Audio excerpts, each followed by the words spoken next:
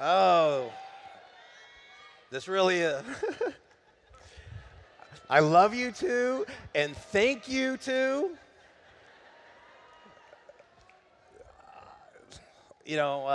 Every time when people say thank you to me, I promise you in my head, into my heart, I say thank you right back.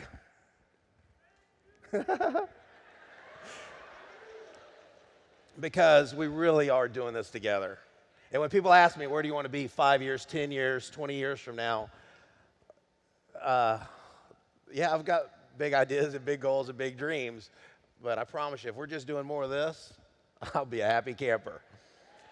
And they say, live like you're going to die tomorrow, work like you're going to live forever. So many times, in a very healthy way, I'm always ready to go at any time. I'm just happy.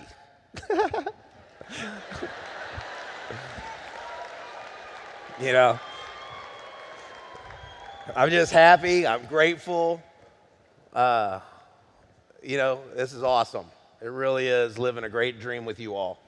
And so I see the difference that it's making in your life, and I see the difference that you're making in other people's lives, and it's doing what it was designed to do.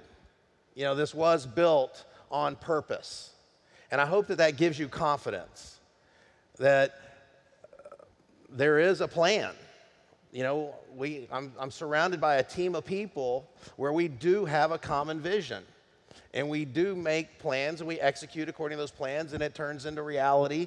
And this is awesome. So that should give us confidence of what we can do into the future.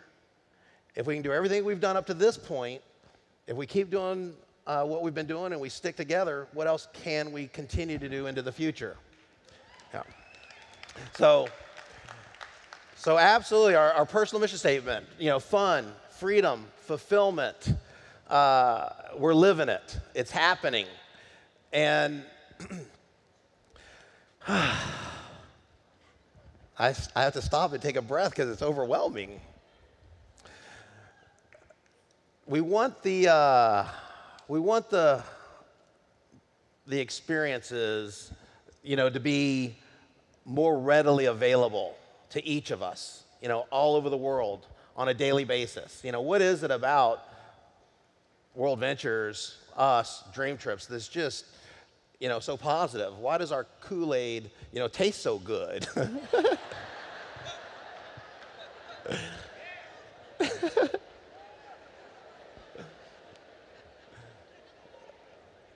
It is the fun, and it is the memories. And that's really how I see it, that we're in the fun and memory business.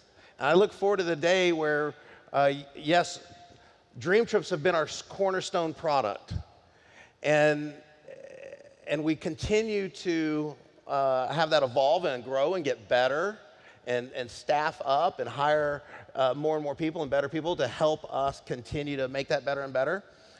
And I look forward to the day where we're doing more in the food and entertainment world, because when we travel around the world and we're in each other's cities, what is it that we typically like to go do together?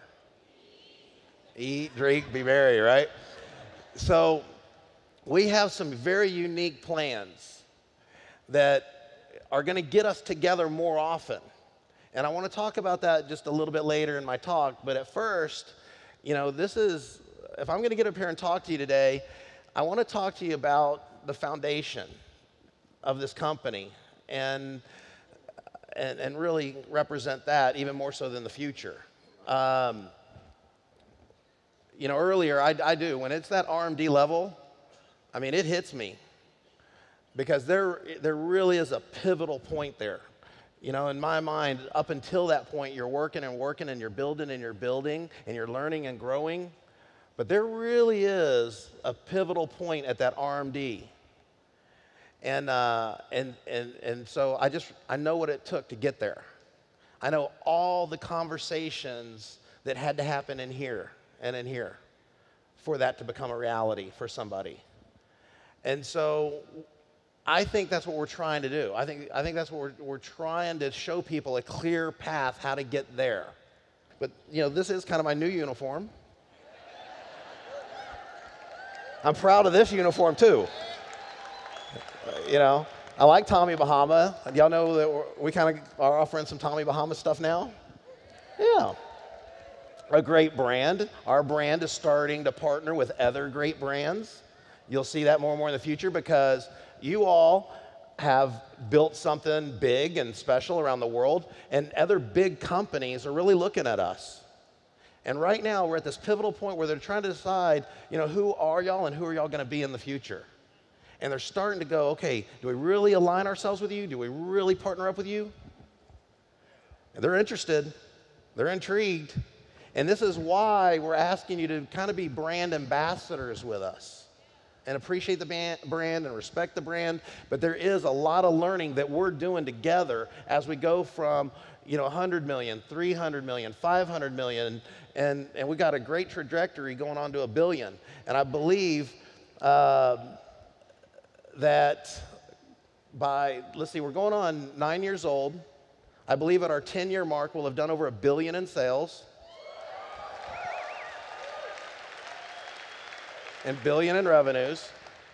I look forward to the next step after that where we pay out 1 billion in commissions.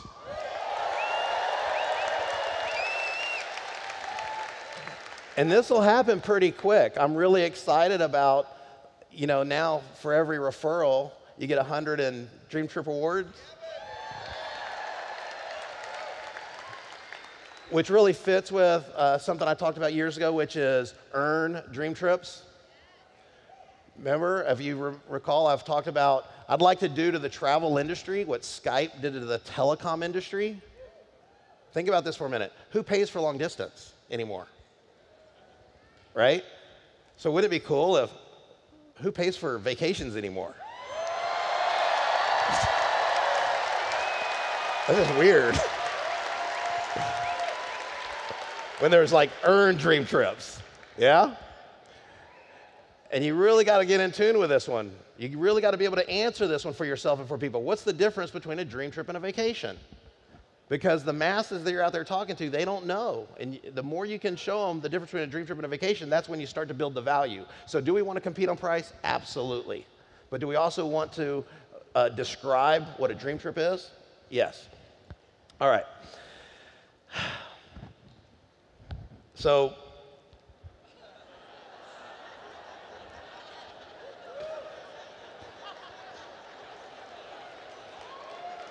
there's the thinker and there's the doer.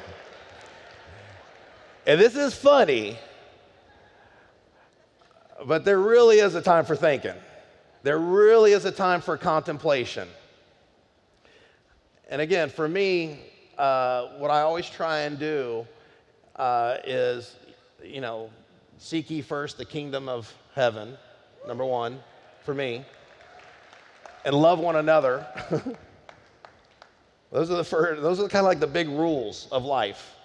And so what we do is we expand on that and how that turns into a team for you and how that turns into a business for you and how that turns into a check for you and how it turns into a life if you'll do that. That's what you think about. Most of the conversations you have are not with other people. Most of the conversations you have are in here.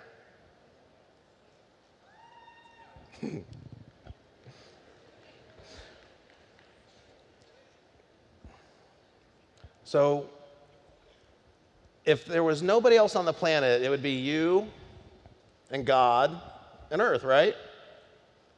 Remember the movie Castaway with Tom Hanks? Wilson! Oh, man, you could kind of identify, right? I mean, whoa, that was some heavy stuff. I don't mean it that way, like you're in survival mode. I just mean it in terms of communication, okay? Nucleus effect. You build people, and then people build the business, okay? The company isn't just me and Mike and everybody else or the building in Dallas. The company really is each one of you, all right? And you have to see it this way and take this kind of accountability. And what we're trying to do is build you, and then you build the business. But it's how well are we going to be as a team. So there's how well are you as an individual, then there's how well are we going to be as a team. And that's why we're trying to make you as strong and as good of an individual as possible. So there's this ripple effect where, yes, we care about you being centered and having the right personal values and whatnot and thinking about the right things and thinking in the right way. And then there's your spouse.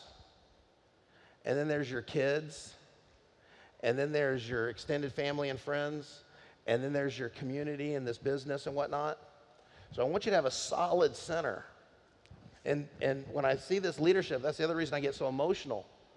When I hear the RMDs speak, and I hear them tell their stories, and I hear them tell what they went through, and I hear them tell what I mean, ooh, it hits me because I just see how solid they are now, and how centered they are now, and they can't believe where they came from. You know, they see themselves differently, and every time we get those RMDs up here, I feel like the foundation just got wider and deeper and deeper. So now we can go higher and stronger. They're so powerful, these new RMDs.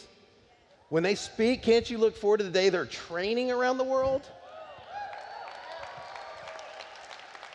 I already hear it in them. They're already that good. And we need that.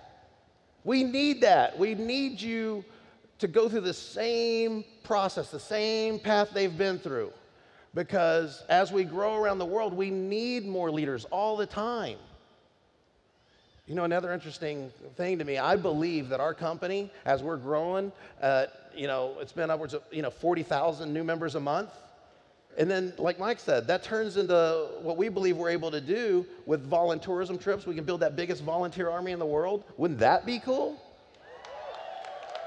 If we want to do business with somebody like Tommy Bahama or another brand, and they go and they look at us, and all of a sudden, here we are also doing these trips around the world, these beneficial trips to other people, that's a cool thing.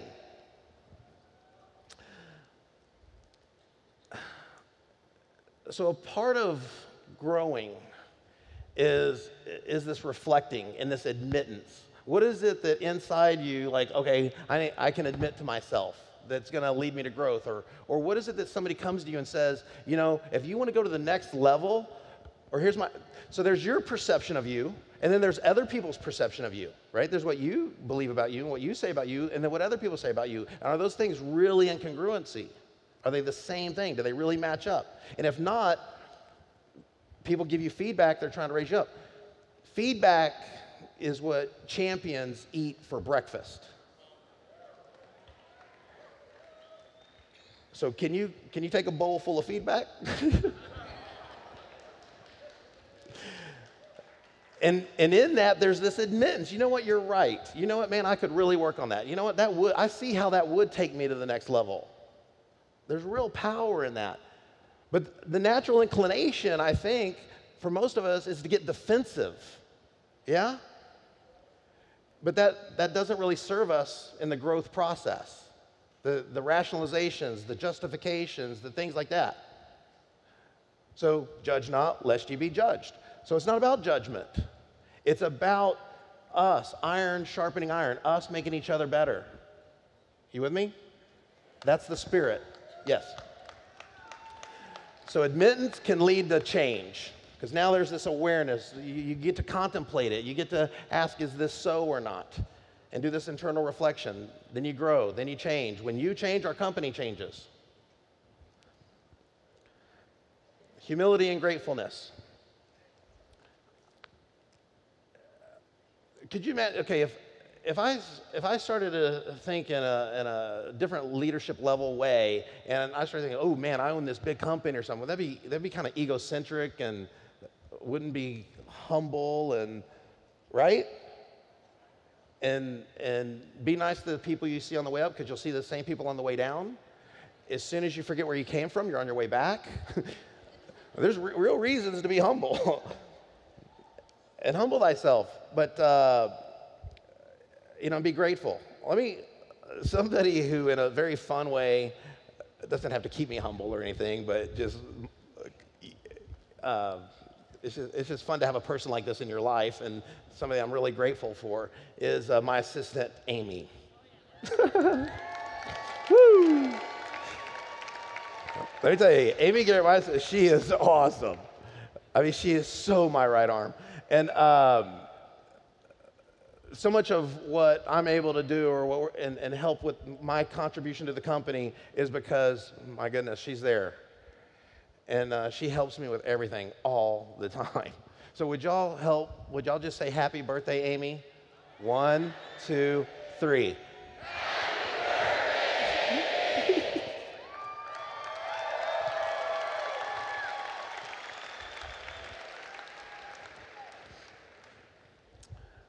So you gotta, I'm always fascinated by who recruited who and who trained who and who did this and who did that. What's that line of lineage, that sponsorship, that leadership line, the history of this team, you know? And I go back to something like this, and you see Socrates, and he said, an unexamined life is not worth living. Isn't that what I'm talking about? You examining your life in a very open way, in a receptive way, so you can grow. And when you went to, he went to the Oracle of Delphi and asked, am I the wisest? People were saying he's the wisest. They actually killed him and he accepted his death, because that was the wise thing. Very interesting story. You should read about his life and death. But he said, no, there's no one wiser. But he trained Plato, and then Plato trained Aristotle, and Aristotle trained Alexander the Great. Alexander the Great. So his father is the one who developed this concept, phalanx, which y'all have seen the movie 300, right? 300 taking on thousands, right? So true story. And so Thermopylae, but it's about being a unit, okay? It's about being a unit. It's about working as one and being tight as a unit. And I show you this for a reason, because I don't know what the world holds in the future. I don't know when we might have to come together and play defense. But I know when and if that day ever comes, if we've got the line of communication open with one another through phone calls and text and leadership and friendship and relationship, I'm not worried about what happens in the world, because I have you all. You got my back. And I got your back. And we got each other's back. And I just believe we can handle what comes our way because we're so strong as a unit, because our company cares about training. Let's pretend for a moment we didn't have a training platform like this. Give it up for Mark Cassetta.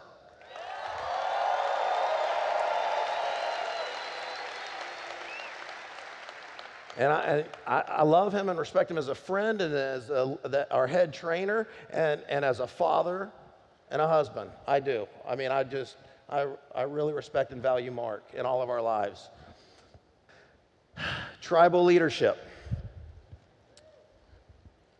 I want you to see the relationship to people here. Level 1 leaders, they're kind of alienated. Level 2, you're kind of separated. My lifestyle. Level 3, personal domination. Level 4, stable partnership. And level 5, team. This is what it's about.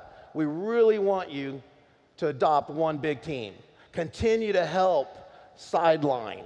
Continue to see WorldVentures as your company. Well, that's why we love what you got going on right now. This is our whiteout party, the t-shirts here, like at the ball games and whatnot. All one big team. Now, if you can see the far right of this, where it says stage 5, and you start to see just how that solid structure is there. Again, I don't know what's coming in the future, but here's what I do care about. That if he's right,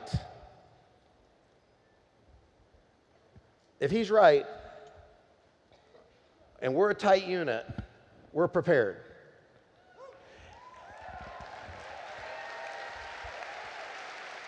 I was a Boy Scout. The motto of the Boy Scouts, be prepared. But what if what he's saying is wrong? What if it doesn't happen? Great, we're just a tight unit that makes more money. Changes more lives. So what I don't want is that anything happen and we're not prepared, that we're not talking with each other about how we're going to be together and what we're going to create in the future together. Okay, so my favorite book. Before I work with anybody, this is the book I have them read. Because if I want to know who you are, I'll read what you read. You want to know who I am, you read what I read. But this got me started. And this is the chapter on vision and ideals. It says, the dreamers are the saviors of the world. And I consider you all dreamers with me. I consider you all visionaries with me. You understand? Because here's that environment where we're all in this, but when we leave here and you go back to your friends and your family and your city and your states, are you the dreamer? Are you the visionary? And what does that mean? Okay, the dreamers are the saviors of the world. That's you. As the visible world is sustained by the invisible, so men through all their trials and sins, sordid vocations, are nourished by the beautiful visions of their solitary dreamers. Don't you feel like a solitary dreamer sometimes in your world? Hey, be strong in that. Humanity cannot forget its dreamers. It cannot let ideals fade and die. It lives in them. It knows them as the realities which it shall one day see and know. Okay, read this with me. Cherish your visions. Cherish your ideals. Cherish the music that stirs in your heart, the beauty that forms in your mind, the loveliness that drapes your purest thoughts. For out of them will grow all delightful conditions, all heavenly environment of these. If you but remain true to them, your world will at last be built. WorldVentures, right? Your outer world's a reflection of your inner world. To desire is to obtain, to aspire is to achieve. Shall man's basest desires receive full measure of gratification, and his purest aspirations starve for lack of sustenance?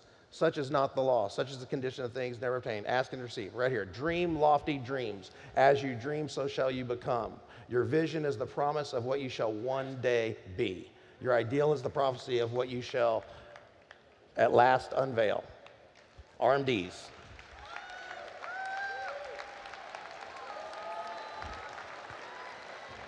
Now look, ladies and gentlemen, I have my own my connection with God, my wife, my daughter, my family. I'm being accountable. I want you to be accountable. You see what I'm saying? I mean, I'm admitting my wife and I, we've just grown together. And we're so happy. Like, I promise you, at night, when I pray, I'm thanking God for my wife, Susan. And I'm thanking God for my baby girl.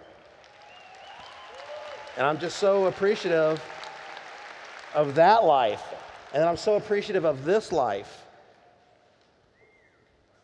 So if you would, just listen to me with these words. And honey, if you don't mind, if you can come out here with Savannah, but just, I went to a training one time. This was the song. So let's listen to these words together, and I'm rapping.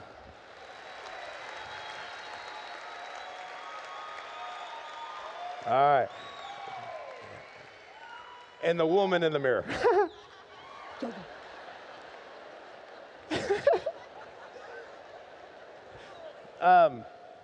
Ladies and gentlemen, I just want to once again say thank you. I know you are looking in the mirror. You are growing, and we are making a change. Thank you. Bye-bye.